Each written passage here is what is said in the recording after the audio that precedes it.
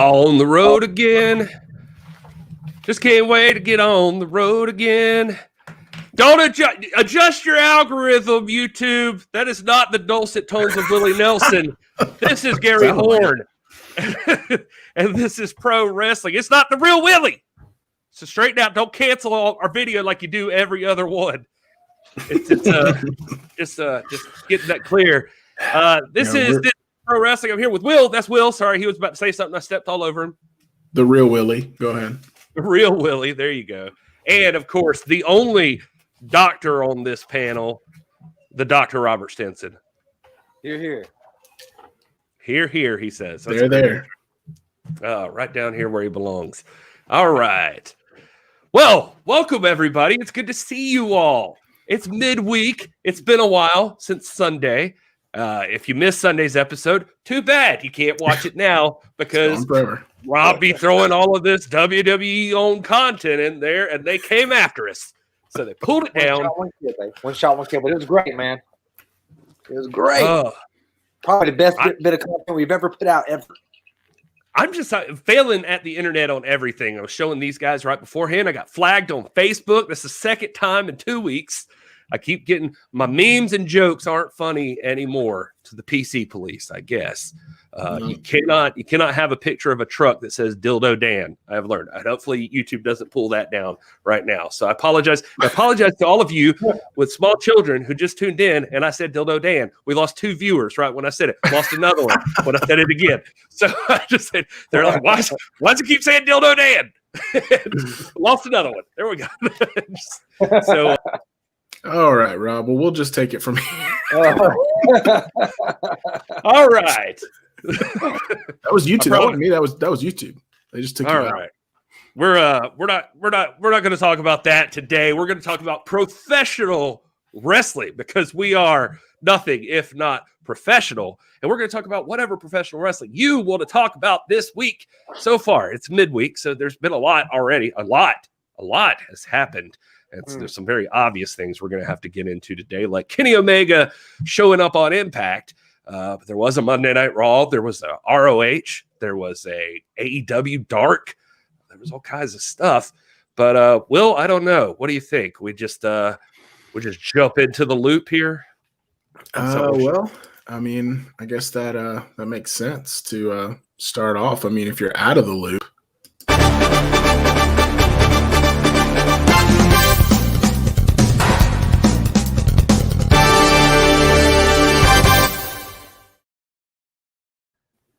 I'm going to say that I am flattered that you use that one. That's the one that Rob hates. And so. Well, every time we play that one, I want it to come back and we all have like suits on. I really wish quick we change. Oh man. Quick change, but we got to make it happen. We could at least have made a bumper down there at the bottom or the banner going across. But anyway, hey, make sure to subscribe if you haven't already and you're watching us for the first time, or hit that like button. It helps us get in front of more people. So clearly the big news is going to be Kenny Omega. Is there anything we buffer that with? Like, do we? I mean, that's gonna go ahead, Will. I mean, that's gonna be the biggest talking point that's happened so far this week. But I'm open if you guys got something else. Yeah, not so fast there, Will, because I think that the people, are overwhelmed because I know that we don't really have the time to do it, but they just want to dive right into what happened on Raw this week. I mean, there were so many crazy history-making things in Monument, and I don't know where I'm going to go to because I don't have the 3 hours to watch it. And I wish I could find like a 10 to 12-minute condensed way to get all that information so I could stay informed. But gosh, who can provide that? Man, I got to. Oh, you got to love Dr. Rob Stinson. That's an excellent point, Rob. If you haven't been following along, and introduced a brand new segment this week on the podcast. It's called The Fast Count, and it is quickly condensed. recaps of all of the rest. What I want to do with it is I'd like for it to be all of the wrestling shows eventually. Just like just even if it's just we can go more in depth on other shows, but like just banging them out. Like this is what you missed because we don't have time to watch everything, right? You guys don't have time to watch everything, so you can subscribe to the podcast if you haven't already. Hell, maybe we'll throw them up on the YouTube, but you can listen to the Fast Count, and in 12 minutes. I ran through every single thing you needed to know about Monday Night Raw. And it was 12 minutes worth. So it worked out well. And so it saved you 3 hours. Just listen to the Fast Count. Also, Rob, I didn't tell you this, and I meant to mention, I did a State of the Union. I don't know if you guys saw that on the podcast as well, just explaining what we've been explaining on these live shows for the podcast listeners and letting them know that we're trying to show them some love too. They'll get these live shows, but it would seem nice to have like some regular, like made for audio stuff to digest, like the Fast Count. And so anyway, I also am planning on, I have it ready to go. I just haven't done it yet. Piper's Notes is going to go on the audio feed as well. I think that's an excellent idea. Piper's Notes, if you didn't know, is back for season 2 this week.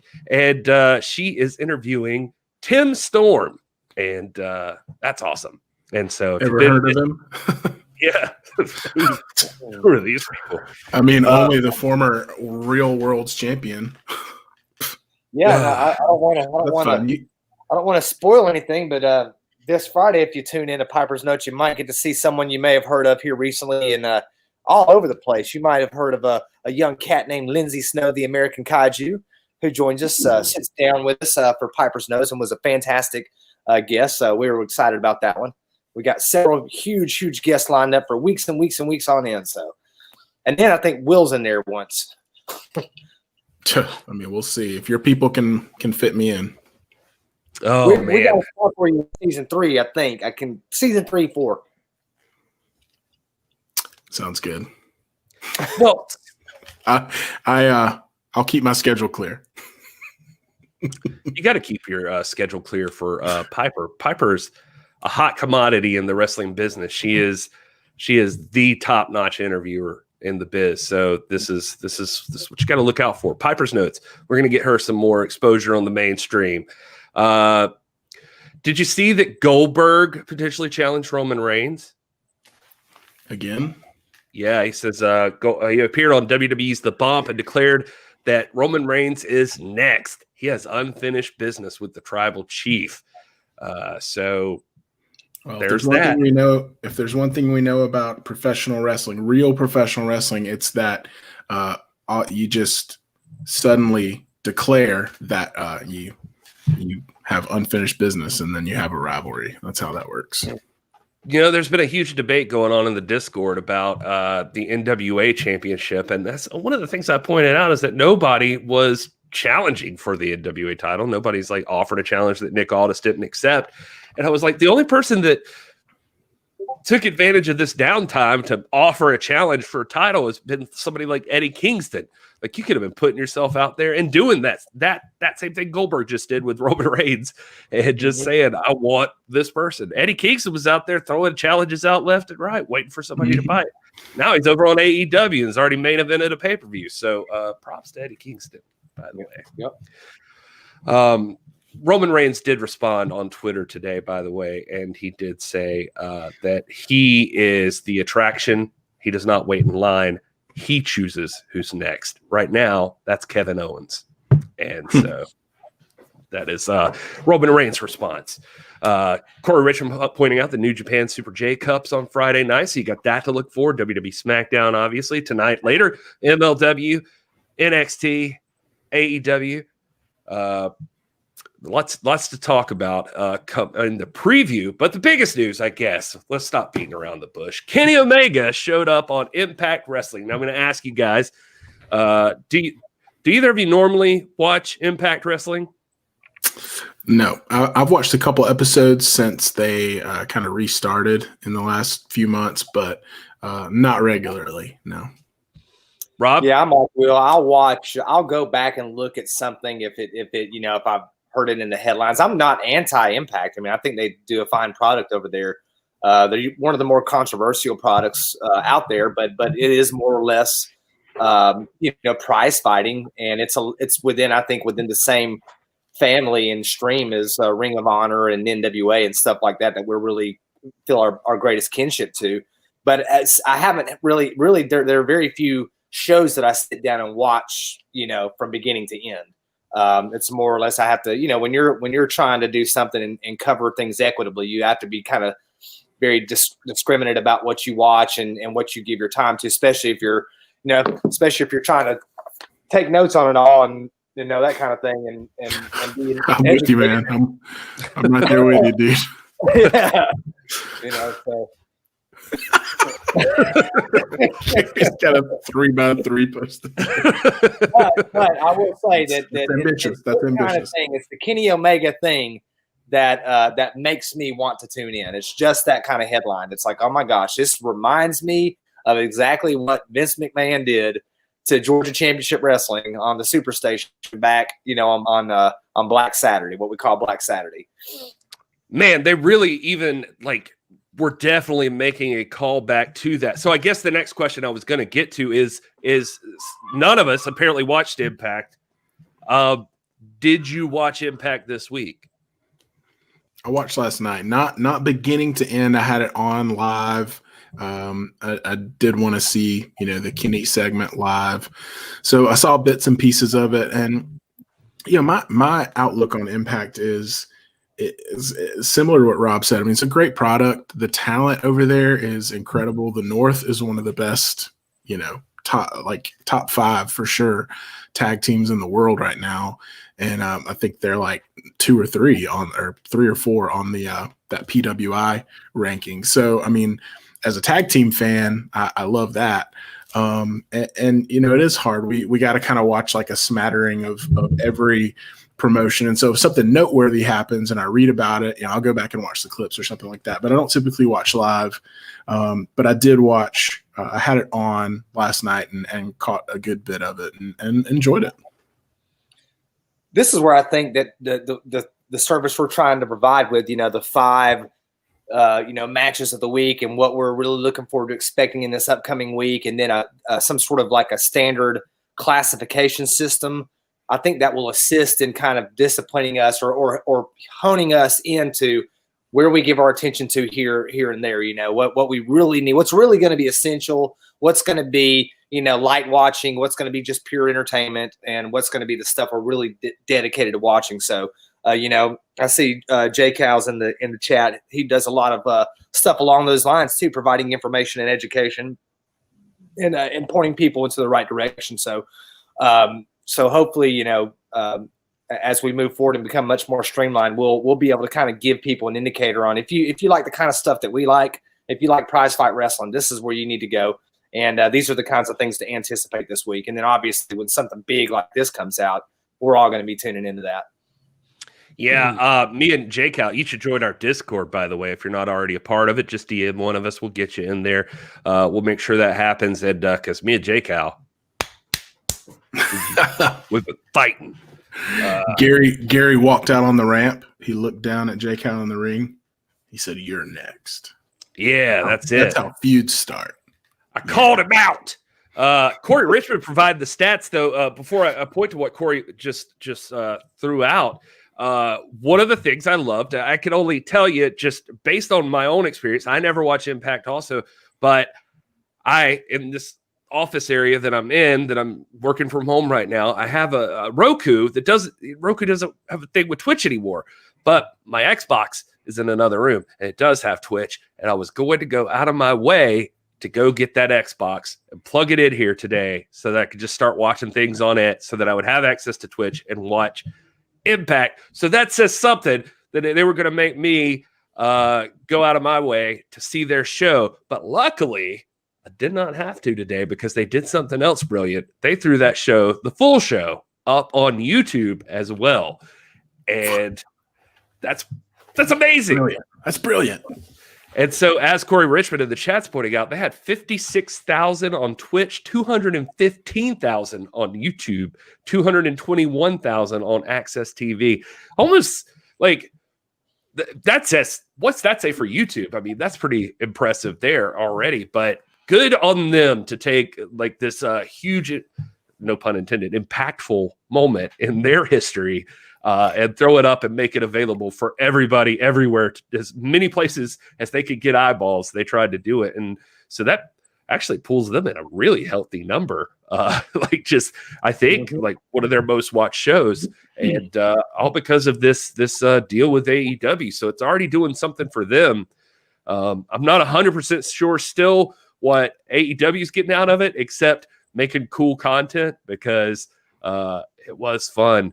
The Tony Khan commercial, we were talking about that right before we went on the air, and Rob, you kind of referenced it here, because that commercial, actually, I'll throw to you first, Rob. That commercial reminded me, from a historical perspective, to put it in that context, it looks straight up like a Vince McMahon promo, like when he would come on the thing, and like maybe almost that Black Saturday thing where he was like even saying like, I don't know what we're doing here, like I could stop this if I wanted to, but I'm not gonna. Maybe I'll buy this place. Maybe I won't. I don't know. But anyway, Tony, did you ever work for Impact? No.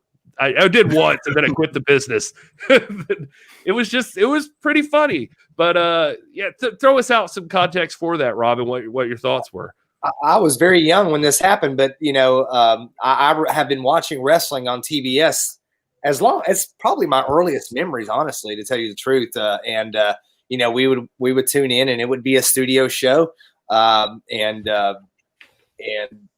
it came on regularly, and that was something that we looked forward to as kids. I mean, we built schedules around it. The Braves modified their schedule based off of wrestling. I mean, that's how big a deal it was, in the early 80s, and progressively through the mid 80s and on to 87 and 88. But I remember tuning in that Saturday morning. I mean, I remember like it was yesterday, my brother and I, and we used to have, we would wrestle right after. My brother had a little tape recorder, and we would have our own little matches, and we'd cut promos and all that kind of stuff.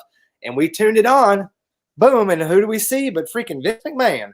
And we're like, what the heck is going on here? We were aware of Vince. We would get 1 hour of WWF on Sundays, and it wasn't anything we liked. It was almost like we watched out of necessity because we wanted to watch wrestling, and it was on Sundays, so we watched it. But it was nothing like, we were devoted to the NWA at that age. I mean, to Buzz Sawyer, Tommy Rich, Kevin Sullivan, the Purple Haze, all those guys that were big in those days. The Legion of Doom was just coming out, in those days, the Legion of Doom included guys like King Kong Bundy, Jake the Snake Roberts, Hawk and Animal, the Road Warriors, Paul Ellering.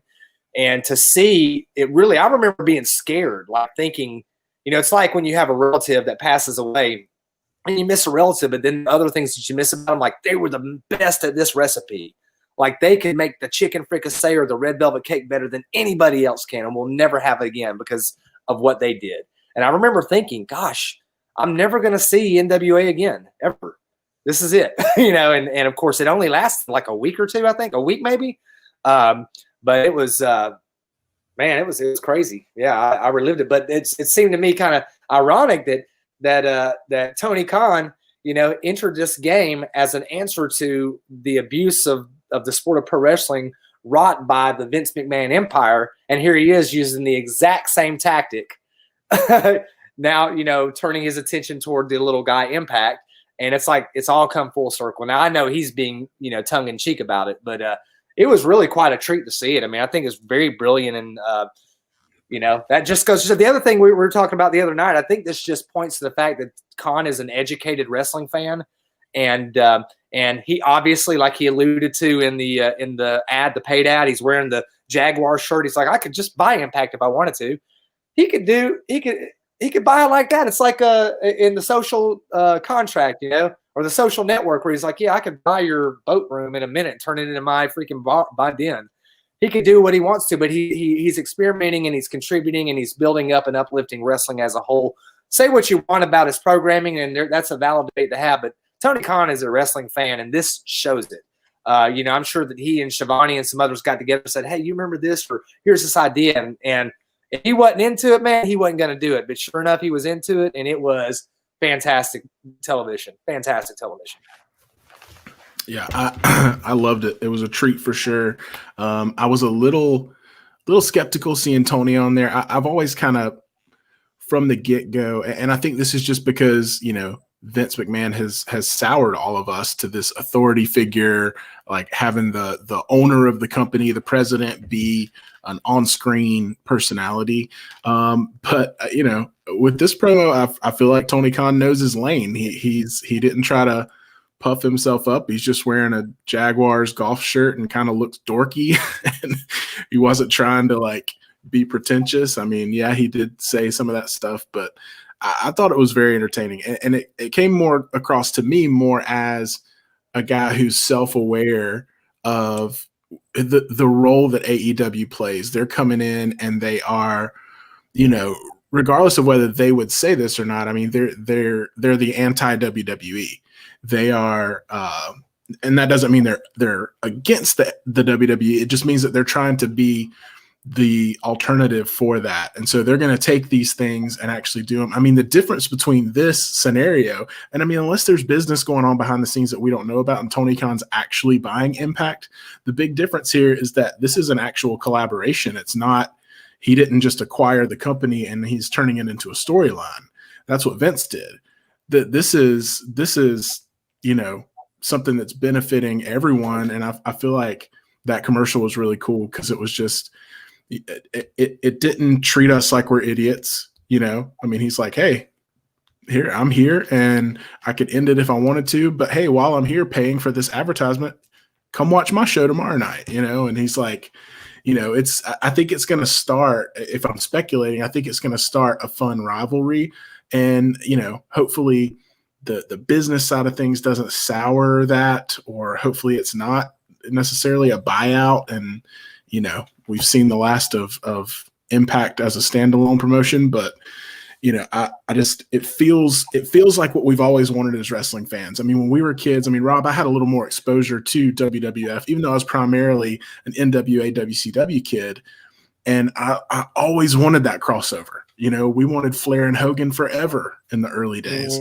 We wanted, I wanted Ultimate Warrior in WCW before he came in OWN, way past his prime. That was like, we dreamed of that because I had the figures and I would be like, oh, Sting versus the Ultimate Warrior. God, that'd be incredible. But it was just like not a thing that would ever be a possibility. And now we're seeing that, which is just, as a wrestling fan, is really cool for me. I think it's kind of interesting too. Like even on AEW TV itself, Tony Khan hasn't shown up that much. I think he's like appeared like quickly, if at all. Mm-hmm. And so it's interesting. He makes his like first appearance on Impact Wrestling, like as just like, hey, I'm Tony Khan. You know who I am. And that whole thing and had that, like Rob said, it was tongue in cheek, but had that McMahon presence, of, you know who I am. I'm the rich guy that owns the AEW and that whole thing. Jumping ahead, he had some jabs in there too. Like, he's saying, "Oh, tune in tomorrow night. We've got some real main events." Like, it was just very, so it was a little competitive, kind of taking jabs. I hear we've got great tag teams over here. Oh, you've got a few over here, but we've got the best tag team in the world. Like, it was just very. I loved that kind of vibe of it, the competitive nature of it. Mm-hmm. So jumping ahead to the Kenny Omega part, Josh Matthews working his way into the van. I did appreciate that they did right before this, so we could talk about the rest of the show as well, like just what stood out to you if it worked as a whole. But right before they jumped to the interview with Josh Matthews, where he boarded the bus, I did like that Rich Swann with the Impact title was walking out the door, and the guy's like blocking him, and he's just like, "Sorry, it's you're not on lists for the world champion." He's like, "Dude, like, I'm right here." And he's like, "Oh no, like Kenny Omega." And so immediately, as they should, I think they addressed that elephant in the room, that like, hey, what's that mean where you got one guy claiming to be world champion and he's showing up on Impact, and there's another dude who says he's world champion, all that. Now, Impact's a little more confusing than that because they also got old Moose in there saying he's the TNA world champion. So it's a little weird, but anyway, all of that aside, going into the interview with Omega and Don Callis, Josh Matthews sits there and, I had heard the rumors. I think I brought him up on a live show before that Don Callis apparently like grew up on Bobby Heenan and Nick Bockwinkel and that sort of stuff. And so that was likely the route he went. It seemed exactly that kind of way. There was an arrogance about him in the way he talked and just appreciation for Omega. And it was the coolest I've seen Kenny Omega look, I think, since he's been, on our mainstream U.S. televisions, like just as cutting the promo, like the talk and everything. But how did it work for you guys? Was it worth it? Like, did it work? I think so. I have kind of a two-sided critique of this. On the one hand, I loved it because, as you said, just the vibe. I thought Don Callis was great. There was some other little jabs in there, the Ambrose jab, and talking about Stanford. Obviously WWE reference and stuff like that, I thought was pretty cool. But here's from a big picture perspective, here's what I had a problem with. I was very excited about it. I tuned into Impact for the first time ever, and I would have much more preferred to see Kenny come out and do a promo in the ring on Impact Wrestling, not in a bus outside. But then they do this interview, and essentially the gist of the interview is, we got to get to Jacksonville. We got a show tomorrow night. And I was like, what was the point?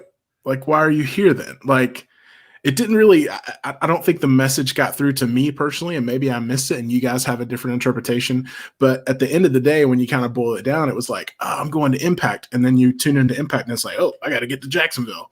It's like, what was the point? You know what I mean? So I love the crossover. It's exciting as a wrestling fan. I hope that they, continue to make something of it. I feel like they've put enough work in at this point that they got to do something with it, something more. And if this was just kind of to like get your appetite going, then mission accomplished. But, I was almost expecting some kind of bombshell announcement or a match, like an interpromotional match or a challenge or something like that. And it just didn't pan out that way. You guys might have interpreted it differently. Well, it was super strange. I mean, they did kind of imply that the big announcement, like it was part of that cockiness, like Omega was just like, I got to go to Dynamite to make the big announcement and make the entrance and, do all this stuff, the Lex Express, all of that. But Rob, how did it work for you, the whole thing? Yeah, I mean, that's all valid. They're right now, obviously, in the very early stages of some narration going on here, some teasing and that kind of thing, which is appropriate and not altogether unusual. Remember during the NWO invasion when Sting, when Sting came out, I mean, one of the most noteworthy personality changes in the history of the business was Sting teasing for over a year to the inevitable showdown with Hogan. So time's on their side. They don't need to rush anything. I think Omega being there is enough of a blockbuster to show that, hey, we're aware. Here's the belt. This guy's got a belt. This guy's got a belt. Ultimately, we're going to have to resolve some things here because the Bearded Trio have not yet devised the international rating system. In all seriousness, I think this is a great move personality-wise for Omega. None of us doubts. Nobody in the world doubts Omega's ability as a technician in the ring and as a high flyer. Some of his greatest matches, some of Jericho's greatest matches are with Kenny Omega. His accolades stand for themselves. The jab that people have against Omega is purely personality. He's boring. He's bubblegum pop. He's basic. He's a pretty boy. He's he's this and that. And now we get to see Omega be a bad guy. And I'm not going to say a heel because there's no such thing as heels. I think Kenny Omega as a bad guy is a fantastic career move for him. Fantastic. Yeah. I love to hear people comment on that and get their input. This is exactly what I think his career needed. We're gonna do a false count anywhere with let the crowd jump in here in just a little bit, but I'm with you, man. One of my favorite parts of the interview was Kenny Omega saying, like, he just had that, like you said, it was the attitude, but him saying, "Oh God, I feel like the old me again. I needed this. AEW needed this. The world needed this because really, like, everybody knows who I am." And when you talk about the best matches in the world, if it's in Japan, oh, that's me. If it's in Mexico, hey, that's me too. If it's in the UK, oh, hey, that's me. Zimbabwe, probably me too. You know, it was kind of entertaining to see him just finally just own it and just like, okay, I'll be that guy. And why isn't he a mainstay? Why hasn't he been a mainstay? There's only one reason. It's purely aesthetics. That's all it is. This is that added ingredient. This is that one pinch of salt that he needed to transform his career. Now, I promise you, he will be a household name if he's not already, because of the influence of AEW and the action figures and all that stuff. He's going to have like WWE level household recognition up there with Cena and Drew McIntyre and those guys. This was a fantastic move, I predict. I could be wrong, but it just seems everything seems right now. He found the missing piece. No, I agree 100%. And I think that I love that, you know, again, stepping back and looking, I mean, he wins, and we talked about this a little bit, I think, on Sunday night, reacting to Winter is Coming, but he wins the title and immediately rushes out. So, you know, I'm a little critical of the overall direction and messaging of the appearance last night, but I'm not critical of the story arc that, to your point, Rob, is beginning right now, where it's like Kenny wins the belt. Immediately he's fully embracing this persona that he's the greatest wrestler ever.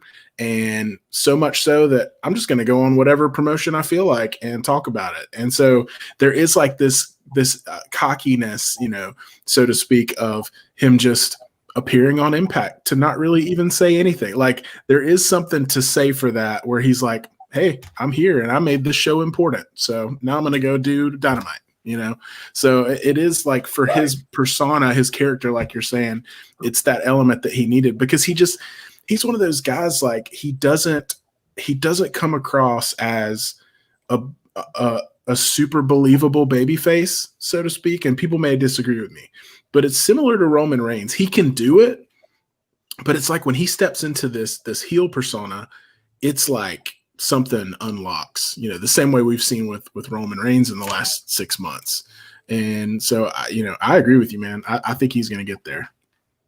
Also, like it seems to me like there's an effort here by Tony Khan to impose. I don't even like the word impose, because I don't think that Tony Khan is out for conquest per se. He's out to win the ratings war, and he wants to present a good business and a good face for the company. But almost he's like he's providing an opportunity here to create some sort of like a territorial confederation, very reminiscent of the old day, where obviously he wants to assert the AEW belts as the belts. He said that so much about Serena Deeb. We heard him talk about that, and the value he places on Thunder Rosa being there and Serena Deeb having the belt. But, as far as they're concerned, the main effort is the AEW women's title. So we have an effort, it seems, here to impose a sort of territory where, we're going to recognize this. We're going to do business with you, but make no mistake about who the champs are. It's going to be, Hikaru Shida and Kenny Omega, whoever holds their titles. That's where it gets interesting for me, because I think we got a problem with that. do that all you want to, but you got to flip, bro. Well, Rob, I actually think that's a great segue into the next point I wanted to ask about on this whole thing, as we continue to dive into the Kenny Omega and the AEW Impact crossover. And I just want to remind people, if I could, in the chat, we're going to throw to you guys here in a little bit and talk to you. So please stick around if you're watching, and if you're new here, thank you so much for being here. Make sure you hit that subscribe button. Make sure you hit like over on YouTube. Follow the podcast. There's all sorts of things, all sorts of plans we've got coming up. We'd love to have you, and we'd love to have you as part of this community. We think we've got the best wrestling community in the world, and we need more cool members like all of you. And if you're watching and not in the chat right now, there is a live chat steadily going on Facebook, Periscope, through Twitter, and on YouTube. So please make sure to join us. But that said, so Kenny Omega shows up on Impact, and he's talking about the championship, and he does have a major focus on the AEW championship, but he also says, as they ask him what's next, there is that discussion of, well, hey, you got champions here, don't you? Like you've got something going on here. And there's a lot of discussion. I'm seeing it even in the chat right now that Kenny's going to go on a quest to be a belt collector. He talks about it in the promo. I used to collect comic books, and I realized I couldn't have the most rare prizes. So now, since I've captured the most rare prize, well, that's my Superman. What if I get the X-Men #1? What if I get the Ultimate Spider-Man issue? You know, like what happens now? So how are we feeling about Kenny Omega eventually going? It's been pointed out in the chat, by the way, he is already a AAA mega champion, and he is the AEW world champion. So he's already got 2 locked down.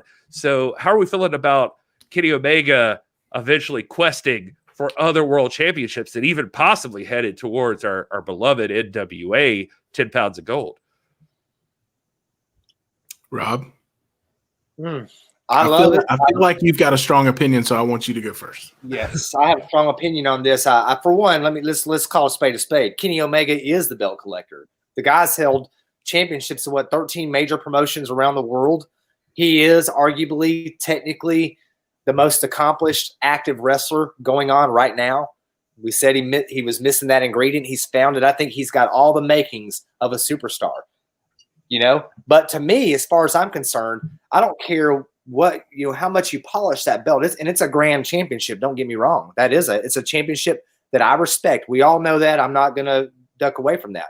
But there's only one belt ultimately that signifies the real world championship, and that is the belt that Nick Aldis wears. Now, hey, let's have the 2 engage in a prize fight. I'm for it. That's what we want. And if Kenny Omega comes out on top, then guess what? He's the top dog. But he's not the top dog until he beats Aldis. He is not the top dog until he takes the 10 pounds of gold. That's the bottom line. Well, strong words there from Rob. Will, how are you feeling about that? What would you do if tomorrow, I started off the show singing On the Road Again, and that's really because I was thinking about seeing your beautiful faces. I realized that tomorrow, the 3 of us are going to combine together as one on the few times that we can in person together. And it's going to be in Grimsley, Tennessee, to watch Nick Aldis defend that NWA World's Heavyweight Championship, the 10 pounds of gold, against Brian Pillman Jr. And that's going to be amazing. But can you imagine if Kenny Omega just walked in and just announced he wanted that as well? That would be pretty fantastic. But Will, how are you feeling about this? Well, there's some things in life you don't do. You don't spit in the wind. What's the song? You don't stand on Superman's cape, and you don't argue with Rob about championship titles. So I'm not going to negate anything that Rob just said. I will say for me personally, I don't love when people have, now this may not apply to this current situation, but I don't like when people have multiple belts in the same promotion. It's just not a preference of mine. I get it. I get that, a tag champ can also have a singles champ. That's cool. But when Becky Lynch had both WWE titles, I was like, just combine them at that point. And I know it was cool for her gimmick for a while and they used that, but it just, I'm not a huge fan of that. So this idea of going around collecting belts, I mean, there's got to be, to Rob's point, a hierarchy of it where you're like, well, nothing trumps this belt, so why I should focus on defending this one, and that should be my focus as a prize fighter, as a wrestler. It seems to muddy the waters a little bit when you're talking about that.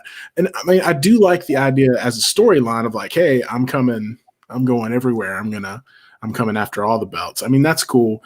I think the reality of one guy holding multiple, I'm going to do this in air quotes so I don't piss Rob off, world titles, that feels weird to me. I don't know. I much more like the idea that, I like the idea of multiple people challenging for whatever title he's got. Maybe he has one and loses it and goes and gets another one. I don't know. There's a lot of directions you can go with it, and I think it's going to be a long-term story. But in terms of like a belt collector, that I hope that's something that was just kind of a little bit for that promo and doesn't really become like his entire persona, because I think it muddies the waters. I agree. Actually, I think we're on the same page. I'm sorry, Gary. I think we're on the same page there. I don't see. That's why I think it's perfect for Kenny Omega, because it's something that I wouldn't like. It's not likable. It's like it seems to be demeaning to the other championships. It seems to demean the one that he should be focused on. But I think that is kind of like the persona he's going for right now. It's kind of like, back again. I hardly ever make NWO references. I'm about to make my second one in the same show. When NWO captured the big gold, they desecrated it, right? Gosh, freaking, I'm rolling up. My grandfather was rolling over in his grave, but they had to do it. They had to do it. Of course, they desecrated it. That's what the NWO does, And now I think that Kenny Omega is showing a side of his personality that's more flippant than he has been in the past. And I think that's where the whole belt collecting thing comes in, because I'm with you. If he really thinks the AEW belt is the best belt and the prize, the crown jewel, as it were, not to be mistaken for the real crown jewel, which is the NWA belt, but or the Saudi Arabia pay-per-view that we will not talk about. There you go. If he's really believes that, then all the other ones should be they're irrelevant, which is why you don't see Nick Aldis going out collecting championship belts. He's got the belt that matters. He's got the one belt to rule them all. If honestly, I mean, until Omega gets in the ring for that belt, everything else is just chicanery. It's tomfoolery. It's him being flippant, but that's kind of that's I think what he's going for. So I think it's appropriate in the sense that I hate it, but I'm supposed to hate it. You know what I mean? I'm supposed to offend me. Yeah, and I just think of it too in terms of like, okay, if we're thinking about the payoff, I mean, is he going to win the Impact World title, and then is he going to go? What's he going to do? Go win another world title or a mid-card title somewhere else? Like, if he loses at any point, the gig is up. You know what I mean? Like, I don't know. I think it just seems like a windy road to go down, and so I hope that it doesn't focus on that. Just to throw it out there, our friends over at Alliance Wrestling, this old J-Cow, saying this is like Thanos going after the Infinity Stones. Making them doggone Lord of the Rings references, man. I know. I was about to say, I've never seen Star Wars, so I don't know what he's talking about. I'm just kidding. Oh, I got a brilliant idea, though, about that Lord of the Rings, man. I've been thinking, we talking about business planning. I got a great idea, man. Money-making idea for sure. I'm going to share it right here with the people just so you know that I thought of it first. Lord of the Rings, I'm going to write the book version of it. The novelization. Pretty sure you've made this joke on this show before. Who's joking, man? You talking about when I said I was going to write the president's autobiography? Oh, man. All right. We're going to throw to the live chat here in just a few. So get your questions and comments. Make the topics you want to talk about. It doesn't have to be all Omega all the time. It's just the big news announcement. Guys, I think what we'll do before we go to False Count Anywhere for the last part of the show, the last half, let's talk about what's coming up this week so far. Does that sound good? What's coming up so far? What's coming up with the thing that's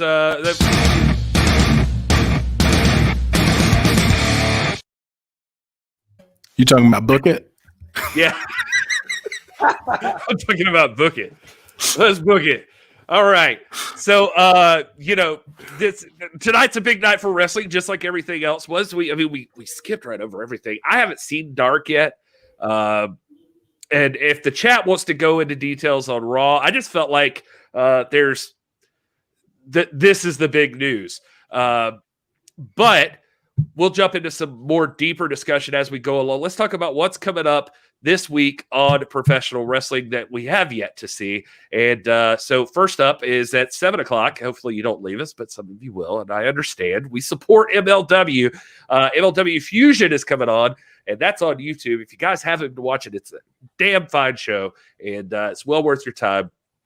Court Bauer and his people over there are throwing awesome stuff. They're continuing the Opera Cup.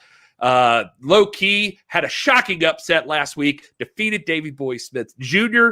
and advanced in the tournament. He'll be taking on Richard Holiday tonight in the semifinals. One of them is going to be the finals for the Opera Cup. Also scheduled tonight, Team Filthy, which are Dominic Garidi and Kevin Q. I'm not familiar with them. I'm sorry if I'm effing up some names. I'll be watching it and I'll get familiar. They are apparently known as Violence is Forever They'll be taking on Team Filthy. Alicia Toot will have an exclusive interview with the national open weight champion, Alexander Hammer. How did I mess it up? Hammerstone! Alex Hammerstone. Yeah, Rob, what happened there? Oh, Aham. Yeah, Aham. No, it's Hammerstone, baby. And heavyweight hustle, Calvin Tankman will take on Zinshi. That'll be happening on this evening's version of MLW Fusion. Also, I think I skipped right over, but the Von Erichs are taking on the Contra unit, which is Jacob Fatu and Simon Gotch. So that's also happening tonight on MLW. Have you guys been keeping up with MLW? I have not yet. I've been, and we didn't really talk about it, but I will put over Ring of Honor this week was another incredible episode. And Mike Bennett was in action, and it was just great. Again, top to bottom. So check out ROH on Fight TV or wherever. I don't think they're on YouTube yet, but it's pretty accessible for free on Fight TV. So go watch that this week. It was a really good show. Yeah, 100%. I can't recommend Ring of Honor enough.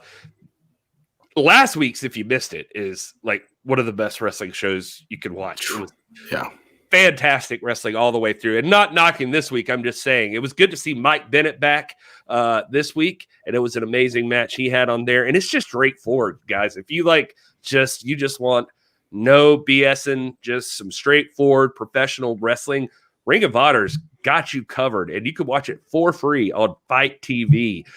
Coming up now, I mean, I'm excited about this, and I couldn't have told you this a month ago.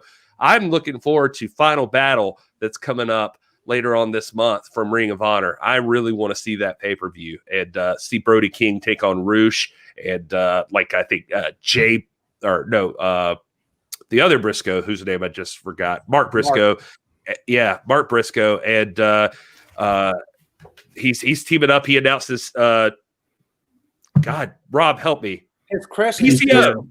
He wanted a real live monster, his own monster, and that monster comes in the form of PCO.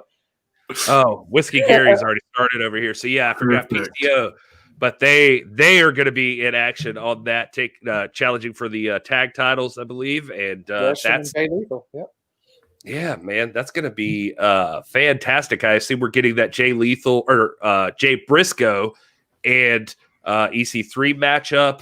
Just a lot of good stuff from Ring of Honor. Ring of Honor is really solid right now. They really, really are. Double duty, defending the tag titles and the Pure Championship that night against Flip Gordon as sort of the semi-main event. Yeah, it's going to – and you get – one of the things that I know we all love about Ring of Honor is when you watch Ring of Honor, you're getting a lot of context being given to you. And they don't hesitate to tie in the NWA either from time to time. Like, I can tell you right now, on this one episode, there were at least 3 indirect NWA references or allusions to things like, Roosh's title victory over, his feud with Brody King involving Nick Aldis and that subterfuge that was going on there. And then, the things going on with Villain Enterprises and that kind of, I mean, it's just so much context, and you got good prize fighting buildup for each match. And it's just nobody does it better, man. And then the stats they put out there, some are very obscure, but it's really cool, man. Oh, if I got to do a fast count for ROH, I was definitely going to bring that up. They had like the weirdest stats. It was like Mike Bennett is 23-3 in singles matches that don't involve Jay Briscoe. And it was like just it's a solid stat. Yeah. It was like, one of the guys was like 17-1 in singles matches involving a person whose first singles matches it was, or something. It was like really weird. Well, I think the implications though are related to the match they're in. For example, with the Mike Bennett and Vincent feud. Obviously, this is tied into Taven. Well, Taven and Mike Bennett were perennial tag team champions in Ring of Honor and IWGP for so many years. And guess what? It just so happens that a lot of the bulk of Bennett's career in Ring of Honor was in a tag team capacity against the Briscoe brothers. You've got probably, 20% of his career in Ring of Honor is just against that team. So we're like, if you take out that sample, he's still got this if you pull the Briscoes out or Jay Briscoe. So that's, I think, what they're kind of alluding to there. They're just trying to show that. But even the other stat, it had something to do with Pure Rules and this and that. But you got to have an ear to hear what they're trying to get across. But it's always good to see those stats thrown up there, and then the tail of the tape that they throw up. Nobody else does it like that. I mean, AEW makes an effort at it. When they do their records and their standings and all that, but they do a pretty freaking good job, man. I got to tip my hat to them. It's the consistency too. They do it every time. Like the consistency of it, like you can expect it. And I'll say too, the Pure Rules grew on me big time. All it took was one match, because we talked about it on the show before, and I didn't really have a frame of reference for it because I didn't follow it before, back when AJ Styles was involved with it and stuff like that years ago. But when we were talking about it on one of our Sunday shows about them bringing it back, and you guys and some people in the chat were explaining the rules, I was a little bit kind of like hesitant, like, oh, I mean, that sounds cool, but I don't think. But when I saw that the first Pure Rules match I saw was Jay Lethal versus LSG, and I mean, that match was incredible, and I had no context for it. It was just an amazing match. And then Jay Lethal's Pure Rules match last week was awesome, and then the one that we got in the main event this week was awesome. So I mean, that the whole Pure Wrestling Rules has really grown on me in a big way. So I'm a huge fan.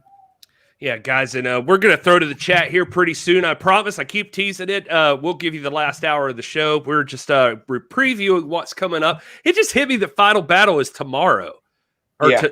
Tomorrow night. It just hit me, and I was like, we'll be in Grimsley watching the NWA match. I thought final battle is the 18th, isn't it? December 18th? Well, look, is it? So. I don't know. Wikipedia says Thursday, December 10th. But this last year. Oh, wait. No. You know what it is? It is actually being taped on December 10th, airing on December 18th. So we can't go to the live. We can't go to the live taping, but when you research championship title changes, that comes up quite a bit, because for guys like us, we're going to date a title change from when it actually happened, the date that it happens. I know guys like J. Cal do that too, but it's kind of like, you remember the Rock and Roll Express. We knew that they had won the titles, but here they are appearing on Power week after week without having not yet won the belt yet. So it's that kind of thing where you'll have an idea that, I'm sure, unless they keep it really, really hush hush, news is going to get out. But yeah, we won't get to see it until the 18th. Well, and I don't think they have fans, so I don't know if there's going to be any spoilers. That's true. It'll be harder to leak. That was rude, Will. What? No, they don't have fans. No, I mean, they're not going to have fans in the arena. Good, right? I mean, God, I don't miss them. I wanted to add one last thing about Ring of Honor, and I swear to God, we'll move on. Is that part of what we were talking about with the context of the stats? One cool thing that I've enjoyed the most about Ring of Honor is that if you're worried and you're watching this and you're thinking, yeah, I'd love to jump into Ring of Honor, but I don't think I'll follow. Like, I don't know any of these people. I don't know what's going on. It does not matter. Like, They do a great job of laying out this show that every single match has full context for what's coming up. Like, they have a few matches, like 2, and they will spend the entire show just building up those matches and building up what you should see next week. Like, we already know next week, I think Josh Woods, who I'm already like starting to fanboy for after his match with Jay Lethal, he's going to be taking on Flip Gordon next week on Ring of Honor. And I'm already like excited about that match. Like, it's going to be amazing. So that's just like they do a great job. Bouncers against Mark Briscoe and PCO, which who wouldn't want to see that? Again, you got 3 of the 4 of those have a distinct NWA connection. And you're right. I mean, here's what I would suggest, because anybody, the way they do their packaging, anybody could come in with no context. Now, you guys everybody in our chat here, you guys are informed and intelligent. So I would suggest have a laptop beside you, your phone, have some Wikipedia ready to go so you can kind of, research a little backstory to just add flavor. But you don't even need that, man. Really, you can start from scratch knowing nothing and be immediately invested on the first episode, and I highly recommend it. Yeah, I was gonna say, I mean, you could take any of the last 3 episodes. I can just tell you from experience. And if you've never watched Ring of Honor before, you may not know a single person on the show, and you'll enjoy it as a wrestling fan. I mean, they do that because they encapsulate everything that you need all in that one show. They give you, I mean, there's only 2 matches in a 1-hour show, which means, I mean, the matches combined are like 30, 40 minutes, maybe. So you're getting 25, 30 minutes of promos and build up and video packages and stuff like that. And it really does set it up really well. So go check it out. It's pretty fantastic just how, like, by the time every match starts, even if I've never seen the 2 people wrestle before, I'm like, no, I've always wanted to see these 2 go at it. I can't believe who's going to win. I don't know. That's priceless wrestling, man. That's good I would be watching the matches and I'd realize like halfway through the match that I had an opinion about who should win. And I was like, why do I have an opinion? I had like, until I started this show, I didn't care. And now I have an opinion. That's how good it was. So, yeah. So anyway, all right. We have kissed the booty of Ring of Honor long enough. Dave Scooby doing the Lord's work and also making sure that we mentioned that MLW on January the 6th, Wednesday, January the 6th at 7 p.m. will give you a free pay-per-view on YouTube. So it's not really a pay-per-view, but you get my point. It is called The Kings of the Coliseum. And so that's exciting. So like everybody's going to be in action at that show. That's going to be another cool thing to look forward to in the pro wrestling industry. Try as you might, up until just a little bit ago, you can't really find much about NXT. What's going to happen, but now they've announced Raquel Gonzalez and who's she taking on? I just had it up and I closed it for some reason, so never mind. she'll be there. I hate myself for that. Why'd I do that? Anyway, I'll look it up in just a minute. How about AEW Dynamite? Here's the preview for that. You've got, this seems like a lot again. Another big episode tonight for AEW. Shaq addresses AEW with Tony Schiavone. Tony Schiavone also gets to interview Sting. God, what a night to be Tony Schiavone. Yeah, exactly. Orange Cassidy versus MJF for the Dynamite Diamond Ring. The Inner Circle Ultimatum. FTR versus the Varsity Blondes. Griff Garrison and Brian Pillman Jr. Lance Archer and the Lucha Bros versus Eddie Kingston, the Butcher, and the Blade.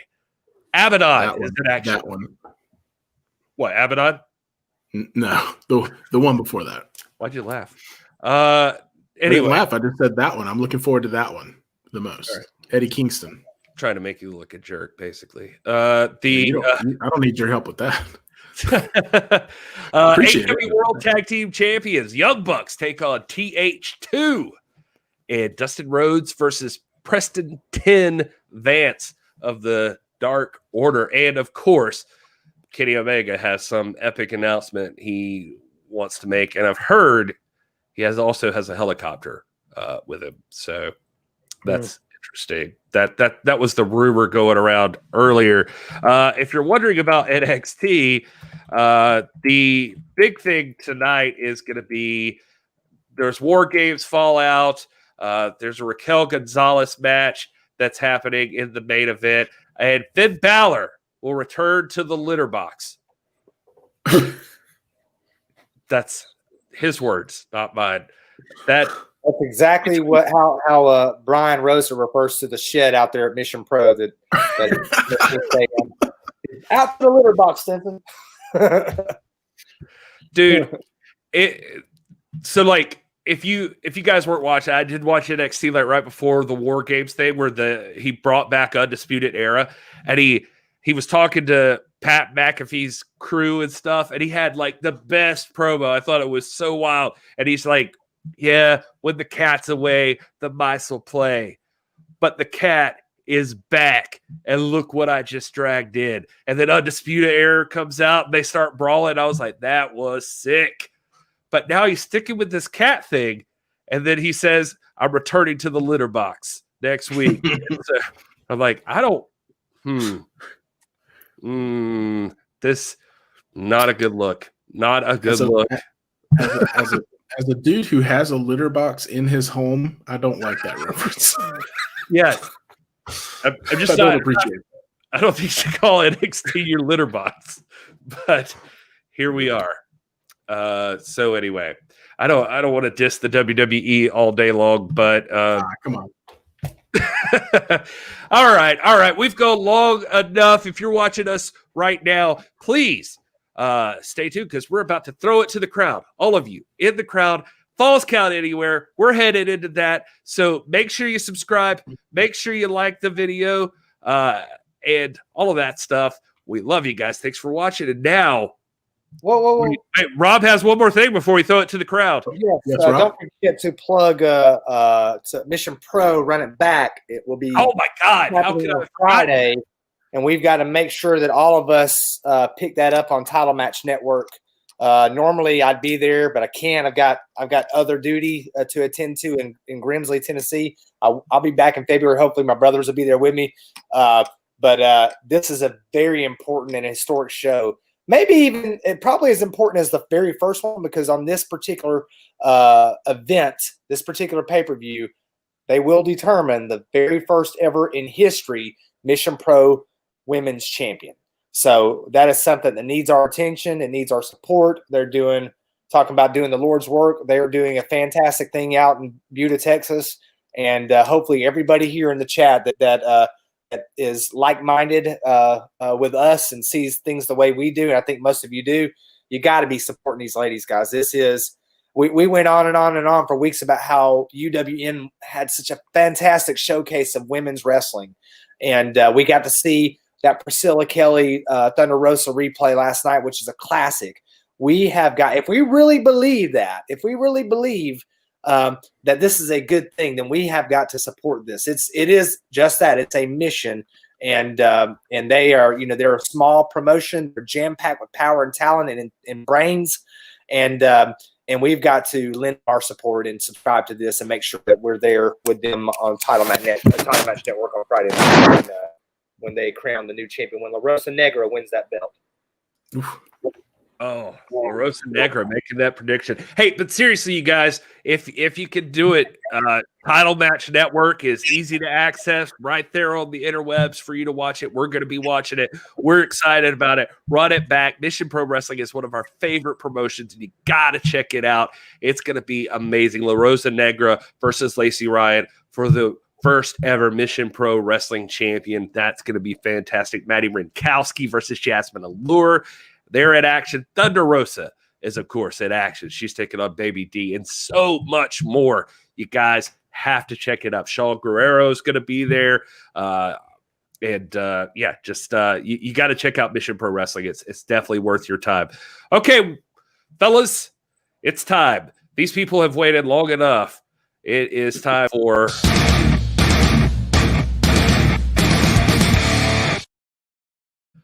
We're jumping into the crowd. I'm going to back it up here a little bit and jump in here. And we're going to start with, we'll throw it to Woodland Goblin. First, he says ROH has gorgeous belts. Yes, they do. That is accurate. Yes. I think that the Pure Belt reminds me of the UWF Championship. Has anyone seen that resemblance? Yep. That sort of that squared rectangular type look with the red paint. It reminds me of that amazing classic UWF Championship.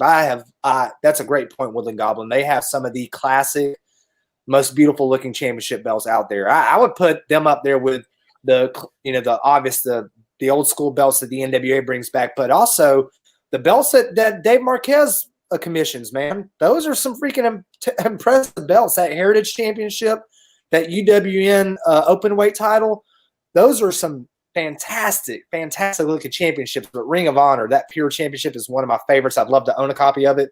Maybe one day when we monetize and sell all our merch, we can afford to get stuff like that. Yeah, there you go.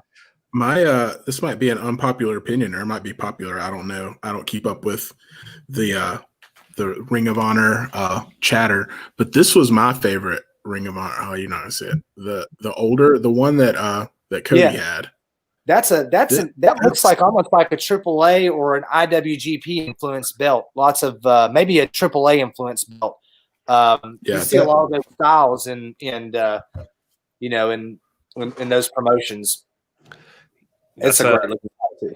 That is a good looking belt. Jason Fight saying, do you think we see Omega versus Punk if he has a big 2021 like we expect? Punk mentioned on Renee Young's podcast, Omega and the Bucks are tempting. Oh, what do you think? I mean, if anybody's got the money to make that match happen, Tony Khan has it. I mean, Tony Khan can, if he feels it's worth it. And, Tony Khan's, I mean, clearly he's willing to do business. Rob, I know you're not a big fan of CM Punk, but I think that well, you stole like his whole look and everything. just his promos. Right. There would be some interest in this match, I think. I really do. If for anything, then these guys are both smaller guys. They're both I wouldn't say that they have similar styles because I look at Omega as more of a flyer and CM Punk is more of an MMA style, ground fighter, that kind of thing. But there would be some demand for this. I think their personalities flesh. But the fact that you have a reference to it on that show indicates to me that it's possible. And I'm going to tell you right now, in this climate, in this day and age, unless you're under contract with WWE, anything's possible. Anything's possible. So, if they clamor for it enough, I think the fans would get it. I think it'd be a super, super event. And it'd be something that we'd certainly address on our show. I know that. Yep, that is 100% accurate. Let's see here. Xander Walker 91 says best match for women on AEW Dark was Red Velvet versus Skylar Moore. Did you guys? Yeah. Rob disagrees. He says no. It wasn't the best match, but it was a good match. It was a very good match. Women's wrestling on UWN and AEW Dark have been some of the best wrestling. For me, I think the best match, and this is, and I'm not going to come in here and pretend to be like I've got an objective. I don't think anybody does when it comes to this. We all have our favorites and we all have the things we look for. I just am sold on Lindsay Snow. I think Lindsay Snow is the best thing going right now. I think she is a main event personality. I think that her showing against Big Swole last night on Dark indicates that. There were 2 or 3 points in that match where not only but the announcer seemed to think that, oh my gosh, is Lindsay Snow going to win this thing? We're talking about Big Swole here, who is the number 1 ranked woman in AEW, not counting the champion. And Lindsay Snow took her to the limit, and it was a very, very fast-paced, technical, very sound, very clean match. A lot of, sometimes in Dark you see some couple little mistakes here, and everything's not as clean as it should be. But these 2 women were on their game, except for Big Swole losing the eyebrow at the end. I think everything went according to plan, and it was a fantastic match. And to me, I think that we've seen Snow a couple of weeks here. The Evil's match was not her best showing. This match was much more her caliber, and I predicted they would give us a clinic, and they did. And this was not only the match of the night for me. This is going to be one of my top 5 matches of the week. Fantastic. Lindsay Snow, by the way, hopefully a lot of you are becoming familiar with because of AEW Dark, but she not only is holds the Bloodsport Championship, she's also the 3rd wrestler ever that I know of that has a restraining order against Rob. All right, and let's see. Look, Rachel, and Aldis both released those restraining orders. The Queen House Road, so it's not like that anymore. Okay. I hope so. I don't want to get kicked out of the venue tomorrow night because I'm with you. Let's see here. Corey Richmond did doing yeoman's work here. Final Resolution is this weekend. It's a good point to bring up. Final Resolution 2020 is the new Impact pay-per-view that's coming up. Rich Swann defends the Impact Championship against Chris Bay. Ethan Page versus Carl Anderson. Havoc and Navia versus the Sea Stars, which is our girl Ashley Vox and her sister Delmi Exo. Rohit Raju defends the X Division Championship versus TBD. Larry D versus Tommy Dreamer. Yeah.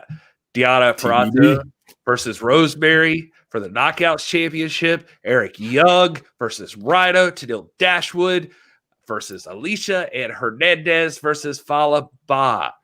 And so that's all coming up this weekend, December 12th, Impact Wrestling. So make sure you check that out. Rossville says pure rules for everybody. Everybody. You get a pure rules. You get a pure rules. You get a pure rules. There it is. Could you please talk about NWA Shockwave from Willie Bowen? Willie, you called us to the carpet here. We've done you a disservice by not talking about NWA Shockwave. Sure, well, we can. I saw his question, so I knew it would come up in the Falls Count Anywhere. I do have a couple comments, but y'all can go first because I don't want to be hijacking the show here. Well, I just, I'll be honest with you, Willie and everyone, and I apologize. I've not watched this week's Shockwave yet, but I can tell you from experience, based on some of the matches I did see, I enjoyed the Watts versus Eli Drake matchup.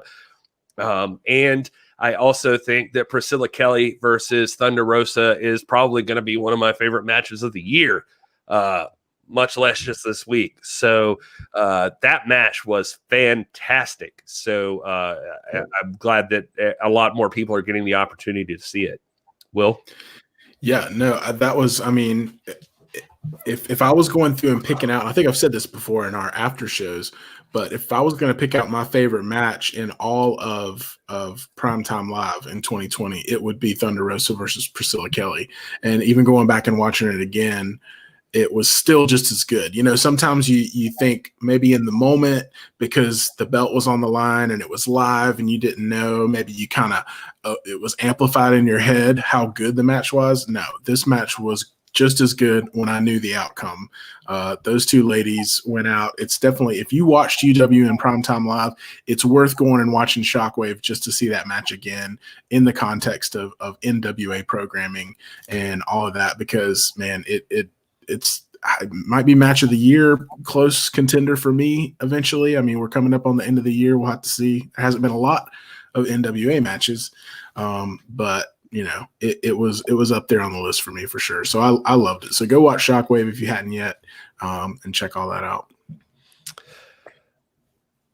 Rob? Yeah, it was so good. It was so good that it's a shame they put Eli Drake and Watts on this same show because obviously I think that this Thunder Rosa Priscilla Kelly match is going to overshadow anything that you put on there. I mean, and you had some important matches. We didn't have as much as we wanted, but you know, the Heather Monroe Camille match was very interesting. It was at least important. Then, of course, the Mike Bennett Nick Aldis match doesn't give its fair due because our first perception of it was with a lot of technical difficulty, and it was a fantastic match, guys. It was a great match. But you put Thunder Rosa and Priscilla Kelly on a show, it's going to overshadow anything, and that's a shame because the Eric Watts match, Eli Drake, was a fantastic 15-minute epic also, a classic match between two old friends and a very hard-hitting match between two big guys. Both of these guys have main event potential. They've got an interesting lineup announced for next week. You've got Allison Kay versus Nicole Savoy from Primetime Live Episode 3.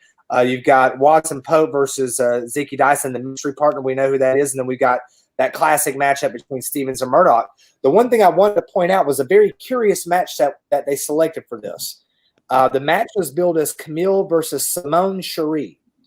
Now, why that was strange to me is that we know Simone Cherie is CC Chanel. CC Chanel is the same person. She's even called CC Chanel by the announce team. She was booked on the final episode of UWN Prime against Heather Monroe as CC Chanel. She was in episode 2 or 3 against Ruby Reyes as CC Chanel. Why they describe her here as Simone Cherie is just peculiar to me. I don't have a theory on that. I don't know why, but it just seemed very weird. Like, hey, hold on now, Simone Cherie, that's CC Chanel, and they're calling her CC Chanel, but why the two names? That was kind of peculiar to me. So maybe somebody else, maybe J Cal, who might have been there, has some insight on that. But other than that, you know, you're getting a lot of highlights in Shockwave. It's kind of like an NWA main event that used to come on Sunday nights. I know Woodland Goblin remember this, and it's highlights from previous shows that have already been released for the most part, and then a couple of surprises here and there that we haven't seen yet. This was this Camille match, Simone Cherie match was one we had not yet seen. 4 minutes and 50 seconds or so, And the outcome was a mathematical equation. We knew how it was going to turn out. I don't think anybody, I don't care how technically sound, except for maybe Thunder Rosa, nobody's technical savvy is going to match the brute strength and power of Camille. And this one was, academic. It was academic, man. It was like the Titanic sinking. It can most certainly sink if you add enough water. So let's give our boy J Cal a little bit more prime time spotlight right here on this show. He's been going off in the Discord. He just released an episode over at the Alliance blog. You should check it out, where he talks about the defenses of Nick Aldis. And he's been having some struggles with that. But also, this was back, we were talking about ROH, and it pertains, here we are with Shockwave, so I figured we'd throw it in here. Why doesn't the NWA do the same thing in telling this story for 2 matches and spend an hour doing it, as opposed, well, it goes on, but you get the idea. Like, why can't NWA do the same thing? Rob, I know you're booking this thing. What's happening? That's a valid question. I mean, I think for one, there are a lot of things to accomplish that, you've got a crew in town for a weekend, essentially, that you're doing all the taping, and you want to build some narrative. And I'm not going to sit here and make excuses. I'm very pleased with what Power does. I think that's one model that's very satisfying. And I think what Ring of Honor does is different, but it's satisfying too. I don't think one is right or one or the other. I mean, I was very pleased. I was sitting, today when I got home from work a little early, and I was watching a little back episodes of Power and some 10 pounds of gold, just to, to support some future episodes of the This is the NWA history lessons we're doing on TikTok. That model is perfectly legit. That's a studio style, built around, 3 or 4 matches with some narration and commercials in between. And then, Ring of Honor is doing something a little bit different, and that model is fantastic as well. So, both work, and I don't think that one's wrong or the other's right, but it wouldn't hurt my feelings to see NWA dabble in some of that Ring of Honor style. I wouldn't want Ring of Honor to break away though from that, because I think that's kind of their distinct flavor. That's their style, and that's what they do, and it works for them. And what NWA does over Power works for them as well. So, who knows? I think they're both fine models insofar as they go, and Well, Will, any extra thoughts you want to add to that?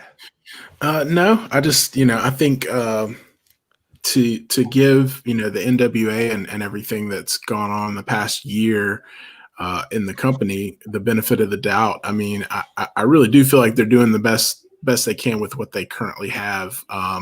They don't have the production crew that Ring of Honor has. So to make that comparison, it's not really apples to apples. I mean, if they had all of the same resources, all of the same talent lineup and access to things, and sure, they could go out and purchase that, but I think that the NWA and William Patrick Corgan and the leadership and everything, they're taking a more of a slow roll approach. And as much as we want it to be fast, we do have to exercise some patience when it comes to that. I'm happy, as I said last week, that we have Shockwave. Yes, I've seen a majority of these matches, but I haven't seen them packaged by the NWA like that. And I think that that's a step in the right direction for the NWA. Do we want Power back eventually? Absolutely. Are we going to get it? Yes, I think so. I believe that. And so this is just a step in that direction. And, it's easy to be hypercritical towards it and but if you want to compare it to Ring of Honor or Impact or AEW, you're not comparing apples to apples. So you kind of have to look at it, on an island by itself, on the NWA island, and say, this is great. We're getting new content. There's activity on the YouTube feed. There's activity on social media. And so we're taking a massive step in the right direction. So, let's not try to, push it off the cliff too fast. You know what I mean? Good point, Gary. That's a great point. Oh yeah. You're making really great points right now. It sounds so much better if you weren't muted. Yeah. Oh no, I agree with what it seems like you're saying. So sorry. You know what happened as I burped, and so I muted myself.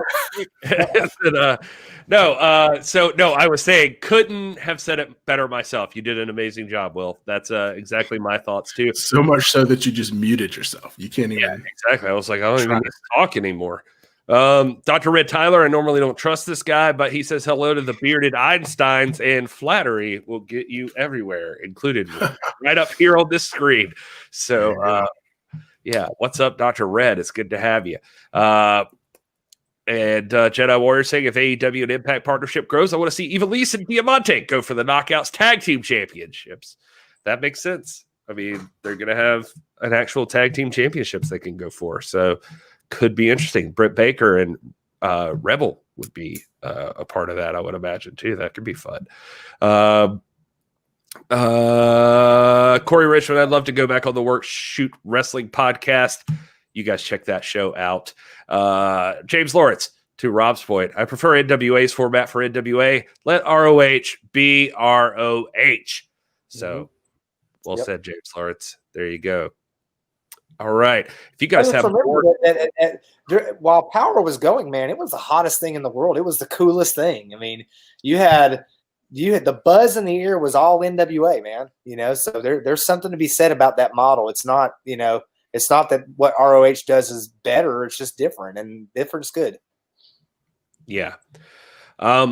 So if you guys have more questions or more topics, what do you want us to hit on? Let us know. I've actually got a couple of things I want to ask these guys that I'm curious about. One of the big, trying to decide which way to go. I am going to go back to Kenny Omega for just a second and the Impact discussion. Did you catch any of the other Impact show, or was it just the Omega stuff? How do you think this impacts Impact? I guess what I'm asking you, you know, is just that a lot of people tuned in for Kenny Omega. Is Kenny Omega going to be on there every week? Probably not. So did they do enough in the show, do you feel like? Do you have interest to come back? Like, what's the dichotomy here between that relationship for you and your viewership of Impact Wrestling? Well, you look anxious, so I'm going to throw to you first. Well, I'm always anxious. I'm always very anxious, but that's just because I'm in my late 30s and it's 2020. I'll say this, and I don't mean this to sound like a downer or anything, but they did not do enough during the show to make me want to watch again. That doesn't mean I won't watch again. It just means that with everything that there is to watch out there, I'm talking AEW, NXT, Ring of Honor obviously is now must-see TV every week for me. There's obviously going to be kind of a pecking order in my mind of like what I have to watch. Rob talked about this a little bit earlier, what I've got to watch and what I might just read a recap about, or if Gary does a fast count or something. That's the only way I'm watching Raw these days now. I'm just listening to your little fast count recap. That's the way I'm going to do it. But there's obviously a ranking system in my own mind, and it's based on my personal preferences. And one of the thoughts I had when I tuned in last night was, okay, are they going to pull me in? And I don't feel like they did. There were things on the show that were great. Some great matches. They've got great talent. I enjoyed seeing a lot of that stuff and some of the storylines that they do have. But to answer your question, I mean, if Kenny Omega is back on there again next week, I feel like it's must-see TV again as a wrestling fan. But if he's not, like, I don't know. I might watch it later, or I might read a recap or something like that. But unfortunately, it wasn't like, I don't feel like they took full advantage of the fact that like they were going to have this many viewers, and they should have made it like a pay-per-view caliber show almost, you know? And I felt like it missed the mark on that. Rob, do you have any thoughts on that? I think there's definitely an opportunity here. I'm kind of with Will. For me, it's like, you know, I came home yesterday. I work a lot of hours at work, and then I'm very invested in this wrestling project that we have. I also have kids and a family, and that require some percentage of time during the day. And so, you know, I knew yesterday we had Shockwave. I'm a Patreon, so I got to watch it the day before. But, you know, the AEW Darks had been quite lengthy, and then I had to watch Ring of Honor yesterday as well. And so you got to pick and choose and be deliberate about what you watch. But I appreciate the Omega being there, and it did pique my interest enough to go watch. And if they continue to pique my interest, then I might become invested. They've got some more work to do, but I think it's a good move on their part, and I'm not ruling them out anyway. I feel a lot closer to Impact than I do to say Raw or SmackDown. So I'm much more inclined to go that way than I would ever even imagine going and watching that apart from a major pay-per-view that we almost feel obligated to cover or listening to the Fat Count. It's interesting. Yeah. I was gonna, I try to be positive as best I can. I did watch the entire show today, and I was happy it was available to me, but I was there to see the Omega interview, and it was cool to see moments like Eric Young, but by far my favorite match of the show was probably the North versus, or no, it wasn't even the North. It was just a singles match, but with the Motor City Machine Guns and the North there at the ring. And those two teams I love. Like that stuff was cool. I think Moose is cool. I do dig Moose, like just his size and strength. Like I just think looks like a badass. And seeing Rich Swann again, it reminded me that I thought that guy was fun, but I cannot sit here and honestly tell you that I saw anything there that would make me just like anxious to see that. It's not my favorite show of the week that I've seen so far, and it's just it's interesting. I think that's my point. Just from a marketing standpoint, right? I mean, if we were going to have a guest on this show that we do, that was like, highest caliber guest we've ever had on this show. And like, if we were going to have William Patrick Corgan on this show, right, live, I feel like we would put in like the extra effort to make it the best show, because we'd have a bunch of new people watching. We'd try to be really polished. We'd probably like wear collared shirts and like button them up, and we'd trim our beards and we'd look all nice. Like, looks like crazy. It's okay. Well, yeah, no collared shirts. And so I guess I had in my mind, like, obviously they would know that, and they would come out like guns blazing and just give us like their best match. And I even see in the chat, people saying like it was a good show, but not their best. Well, it should have been their best show, in my opinion. If I'm the marketing team for Impact Wrestling, if I'm the writers, I'm like, freaking Kenny Omega and Don Callis just put us over in front of more people than ever watch us on a regular basis. We got to be like buttoned up, and we got to book the strongest card we've ever booked, and it's got to be great. Now, maybe I'm being over dramatic, but that was kind of what I assumed would happen. And I guess because it didn't hit that mark for me, I'm just kind of like, meh, So well, maybe somebody could shed some light on this for me in the chat or whatever. I am curious, because when I was watching it, my first thought was, or not my first thought, but as the show went on, I was like, was this taped prior? And how soon did this deal hit with Omega? How late was the Omega stuff added into this show?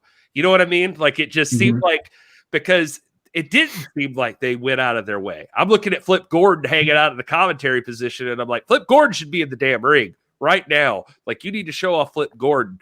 And like, it's just wait, no, I'm thinking of a different show. Sorry. See, blurred lines, man. It's I was like, lines. I didn't know Flip Gordon was on Impact. That's pretty cool. No, that's my bad. I'm just saying, just thinking about you, Flip. You're my bad. Gotta get him in the ring. That's all I know. Anyway, no, I'm sorry. What I was thinking about this show was like, all of your best stuff should be in there, just like what you're saying, Will. And I thought, I wonder if like all of this was already just the tape show they had planned, and then the Impact deal with AEW came through, and they're like, dang, we got to tag this, because there was no interaction. I mean, any of the stuff that referenced it could have been realistically taped way later. So I'm curious about that. So I don't know when Impact normally tapes, but it just seems like even the situation with Rich Swann trying to walk out the back and Kenny Omega's there, like that literally could have been taped this morning or yesterday morning or whatever. And so it's like, I wonder if that was on their mind, because I'm with you. I feel like all of your best stuff should have been on display, because just like Dynamite Winter is Coming last week, like you should have been throwing it all there so people want to come back and see what you got next week, when Omega's not necessarily going to be hanging out in this tour bus. So I'm curious about that.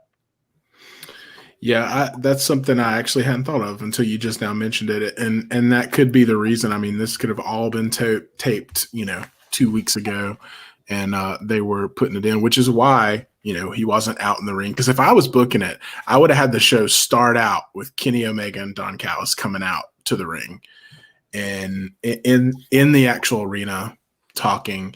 And if you want to keep viewers, you foreshadow that he's going to say something at the end. You do that whole thing. So I was like, instead they're showing me drone footage of an RV, and I think you're right. I think it was pre-taped and they were having to put this in there. And that makes sense from that standpoint. Again, disappointing. I wish that they didn't have to do it that way. Maybe it could have been more live or more timely, but it is what it is. You see, we're working this thing out here because you bring up another interesting point, not to just sit over here and push Rob out of the way and, just pet each other's egos. But no, yeah, actually you saying that, I'm like, yeah, you'd want the footage of Kenny Omega walking out and around the what do they call it, the impact zone or whatever. Mm-hmm. With the logos everywhere. Yeah, you'd want that. Like, why wouldn't you get that? And so that's interesting. Brian Rosa has jumped into the chat. Thank you for being here, Brian, as always. And he says Impact tape like 3 weeks ago. So if that's accurate, then I mean, it's like they just tacked on the Omega stuff, which on one hand I understand, but that's a tough situation for them because you'd want to have your best foot forward, I think. But anyway, so wouldn't trim my beard. I can't wait till tomorrow. I can't wait till tomorrow night when we just all form into one giant beard in Grimsley, Tennessee, and we just become. Nick Aldis uses us to capture Brian Pillman Jr. I'm gonna have I'm gonna have brass knuckles in my pocket. So if you come over to our side, I'll load the glove up for you. Oh, not that you need it. Not that you need it. I watch about 90 minutes of Raw, then go to bed. Dr. Red, you need to rewind back to our discussion about Hulu. It's just all 90 minutes. Or tune into the podcast and you get it in 12. 12 minutes. 12 minutes. All over Raw. Just knocking it out. Boom, boom, boom. Here's everything that happened, and you're done. You want to watch Monday Night Raw? Only have 12 minutes. We've got the show for you. There you go. That's the pitch. That's the commercial. Right. I love it. This is great. Let's see here. Well, the Goblin wants NWA guy talk. What does that mean? Does that mean is our show anything but that usually? Or you want to talk about NWA guys? I really like Eli Drake's new tights and that's not what he means. Nope. Okay. We just lost a viewer. We're down to 14. You ran off one of our best, most loyal guys. Thanks, Gary. Whatever. Hey, listen, why don't you trust us to do the marketing, Rob? So we'll turn this show around. We got it. We got this. Yeah. Xander Walker confirming the show was pre-taped. They just sliced in the Omega interview. So there you go. Paladin says when Kenny won the belt and left with Don to Impact, the Impact talent was surprised on Twitter. They didn't know it was going to happen. Jordan Grace was blowing up. Speaking of Jordan Grace, we would be doing a disservice if we didn't honor the NWA tradition of acknowledging that she and Jazz are in the semifinals right now as a team going for the Impact Knockouts tag team titles. So I don't know why we haven't really talked about that, but that is a thing that's happening. So there you go. We did talk about the Tony Khan ad, and we all loved it very much. Dr. Red wants to know, is it time to Manscaped? Yes, it's always time to Manscaped. And with the promo code NWA Pod, you get 20% off and free shipping. Rob, show them why it's time to Manscaped. No. Tomorrow, Rob. We got a trip tomorrow, Rob. We just lost another viewer. But then we gained 10. Wow. Corey Richmond came in. Corey Richmond wants to know any thoughts on the Dopey Slammy Award nominations. Corey, I'm just going to go ahead and answer that for you right now. No. I looked at them and I pulled them up and I almost brought them up to these guys, but let us ease back into this, brother. We just this is pro wrestling. I was about to say, is it 2002? Are they still doing that? No, it's so much. I mean, there's a superstar of the year, match of the year, rivalry of the year, tag team of the year, return of the year, ring gear of the year, breakout star of the year, female superstar, male superstar, moment of the year. And I'm looking through it. It makes me want to throw up, honestly. Like, I'm just what can you do?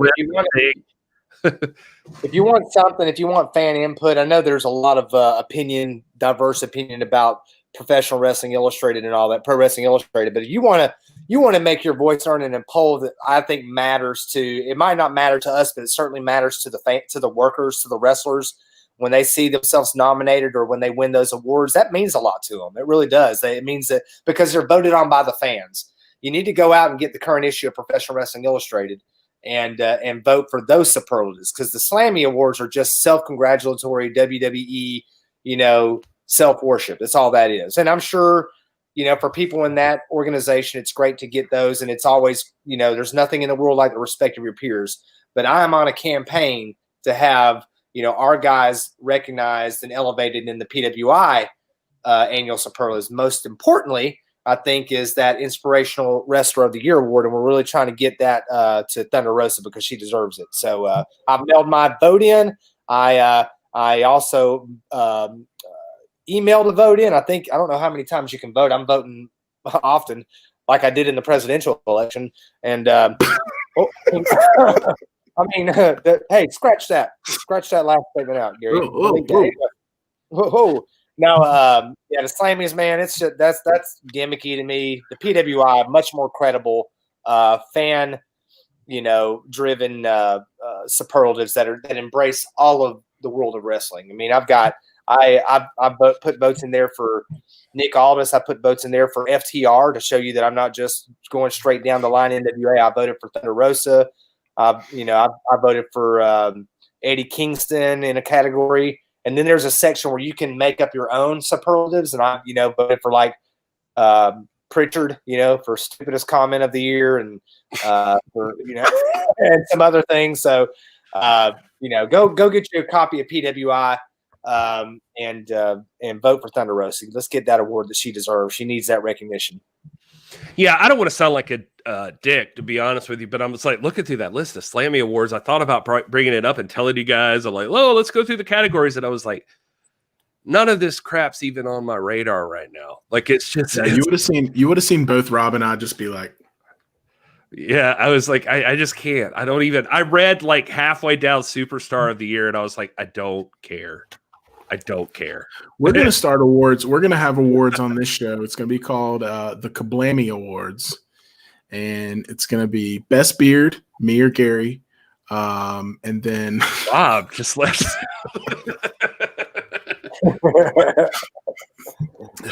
Digging it. Manscaped of the Year.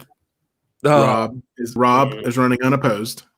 Right. Impact show on their Twitch channel. They had over 56K viewers. It was nuts. Yeah, I mean, it was like at least in the top 5 top watched Twitch things going on last night. And we talked about this earlier, but they were on YouTube and they've hit like 200 or something. So they're killing it right now. Again, wish they had been doing a little bit more, like a bigger show. Xander Walker saying, is Jericho just carrying a bat to set up a match with Sting?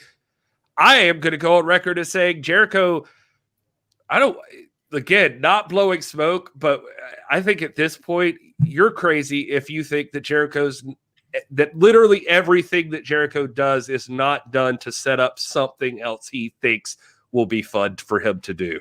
Like, I just feel like that is Jericho. That's what he does. Like, every move he makes is a planned attack for some booking thing he would like to have happen. Am I crazy?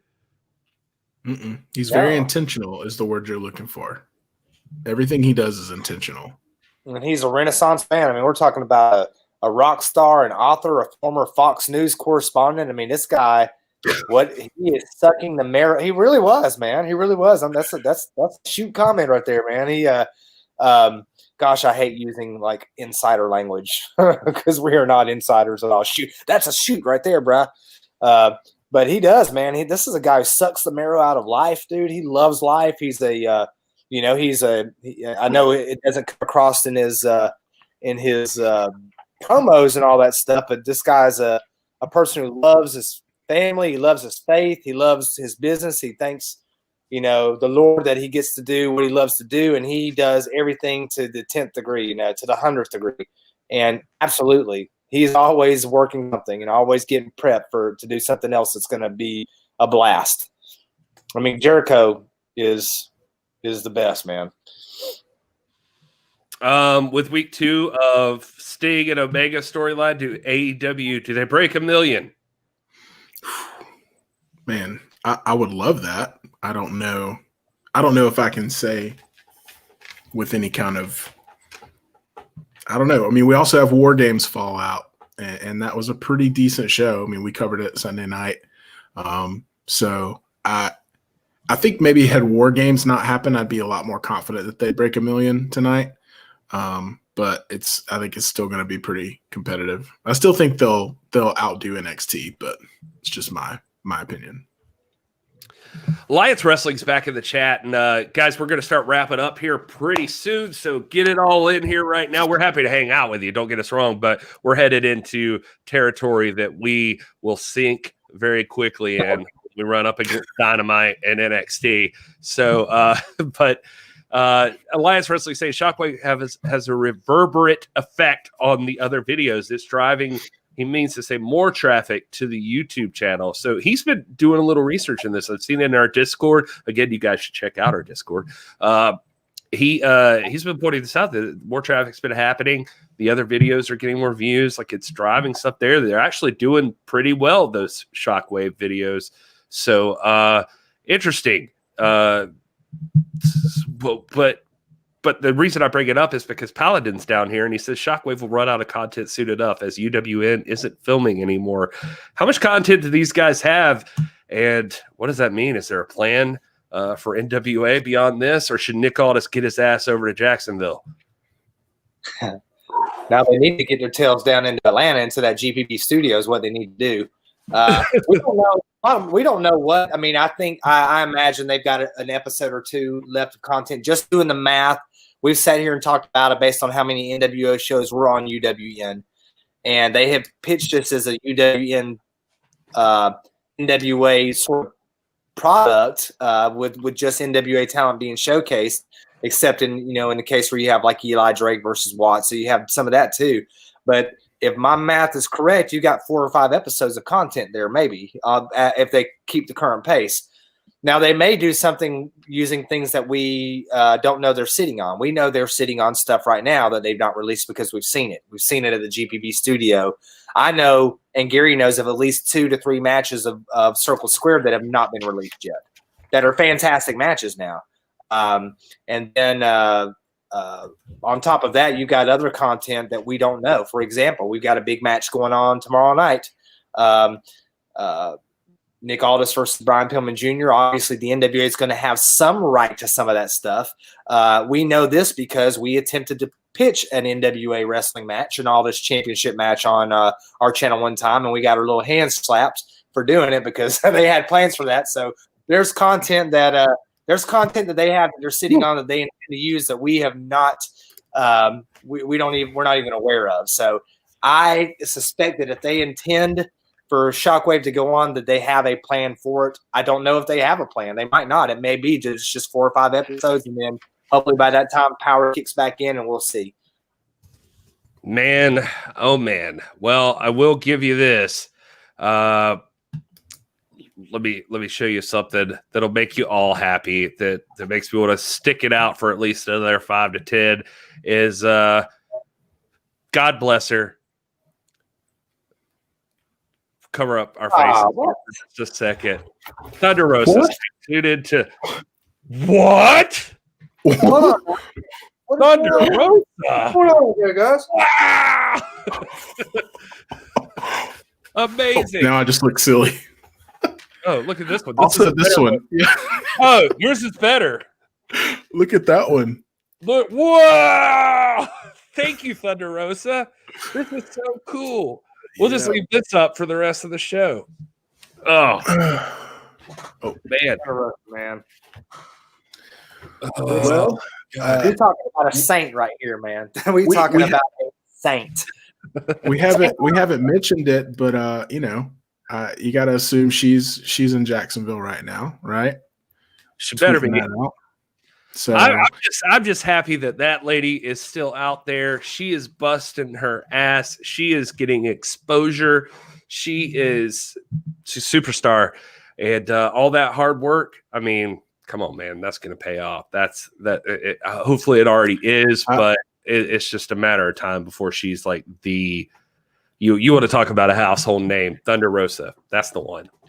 I will say, Britt Baker had some shade that she was throwing Thunder Rosa's way on the waiting room last night on AEW Dark. So that is ramping up. So I got to tell you, I am looking forward to the day that Thunder Rosa puts Britt Baker's mouth to rest, because that's gonna be a fun one. And it's a feud that honestly I'm more bought into even at this point than a lot of feuds that are out there right now, just because both of them are so incredible. So I'm ready to see that ramp up. Jedi Warrior says Thunder's gunning for Britt. However, I think Britt will get Deanna involved for backup. That's going to be interesting. I mean, that's the beauty part of all of this, right? Like, who knows what possibilities are out there? I'll tell you the biggest news this week that surprised me is Brian Rosa announcing Zicky Dice is starting a Chatterbait channel. Hard-hitting news. Hard-hitting news. But not in Jacksonville tonight. Training. But hey, Rosa. Yeah.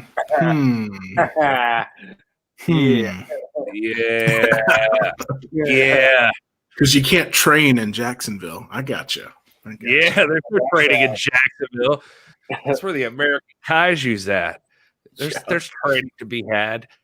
Man, I'm excited about this Mission Pro show. If we can leave you with anything, I mean, obviously you're going to see AEW Dynamite. You're going to see NXT TakeOver. If we could do a favor back, it's to tell you that you better be watching Mission Pro Wrestling. What are you doing with yourselves if you don't tune into that on the Title Match Network? It's super cheap to get a subscription there. And even if you just do it for a month, but you're going to want to do it for every month, because Mission Pro Wrestling has been on there every single month. And it is some of the best wrestling you will watch. I swear to God, why would I lie to you? Not to quote Dr. Red, but trust me, like look, Mission Pro Wrestling has been the best wrestling shows we've been watching. We have been so excited to talk about it and so excited to cover it. If you thought that women's pro wrestling was dead or that was lacking, you've seen AEW and the struggles that they had for a little while there. Maybe WWE is not your thing. Mission Pro Wrestling is killing it every single month at these shows. Hell Hath No Fury, the Tournament Out of Hell. And now this Friday, you can tune in on Title Match Network on December 11th and check out the Tournament Out of Hell. Thunder Rosa is going to be there taking on Baby D. You're going to see the first ever Mission Pro champion, Lacey Ryan versus La Rosa Negra. And at that, listen, if you saw Tournament Out of Hell, you know that match is going to be a banger. You do not want to miss that match.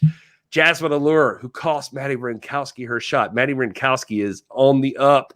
She is coming up to be one of the top women's wrestlers in the business. And you could say you saw her first on Run It Back. You could be there at the beginning. You could see it happen. And Jasmine Allure, she ain't no slouch. They're going to take on each other. Is Rachel Rose going to be there, Rob? I didn't see it. Come on, Rachel Rose is supposed to be. Gary. Rachel Rose. Yes, Rachel Rose is going to be there. Vert Vixen's going to be there. Come on, man. Let me tell you, to Gary's point, man. Why did I not mention Vert Vixen? God bless her. Vert Vixen is the loveliest. Go ahead, Rob. Sorry. No, finish what you was about to say, Gary. I was just going to say, I just love Vert Vixen. I think that Vert Vixen is super talented and an amazing wrestler. Baby D is going to be there. She's taking on Thunder Rosa.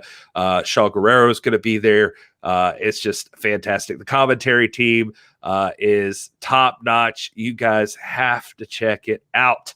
Go ahead, Rob. What I was going to say is look at the veterans that are leading this company right now, from your Thunder Rosas to your Lacey Ryans to your La Rosa Negras. Look at the alumni that have been at Mission Pro that are now all over the world, from Red Velvet to Big Swole to the American Kaiju Lindsay Snow to Alexa to Gracia, to all these names that you see weekend. And then look at the talent that is the future. That is some of the best, most vibrant talent in the world right now, from Burt Dixon to doggone Rachel Rose to Maddie Rinkowski, to the list goes on and on and on and on. This is it, man. If you want to talk about, I say it all the time. I've said it probably on every show for the last 9 or 10 weeks. There are great 3 or 4 great centers of pro wrestling in this country, and one of them is right there in Buda, Texas. I'm telling you, trust us. One time, and you'll be hooked. Oh man, and we didn't even. I mean, we're just like banging on the tip of the iceberg here. I mean, Allison Kay is gonna be in action at Mission Pro Wrestling on Friday night, and you can watch it. You can watch it on the Title Match Network. You got to check it out. And Brian Rosa in the chat warning us, giving a prediction, like Nostradamus over here. Keep a close eye on the Mission Pro women popping places very soon. Hint, hint. What's that? Yeah, Rob just getting rounded out. Oh man, front row psyched. He bought special cigars, getting ready for Run It Back this week. Listen, I'll tell you one thing. We're traveling up to Grimsley, Tennessee, which is like 4.5 hours for Will and I, and we're going up there. We're going to catch the Nick Aldis title fight against Brian Pillman Jr. We're driving straight back, and then we're going to be here for Mission Pro Wrestling's Run It Back on a Friday night. You can bet your ass we're going to watch that show. We don't even want no part of you if you don't watch no Mission Pro. What the hell? Yeah. It's like, you don't what watch the hell's wrong with you? Yeah, you know what? Unsubscribe. If you don't watch Mission Pro, unsubscribe right now. Don't unsubscribe. Don't unsubscribe. We got to get that out. We got to get it out. Don't listen to Rob. We're gonna go ahead. We're gonna go ahead and take Rob out of the stream for just a minute, and I'm just kidding.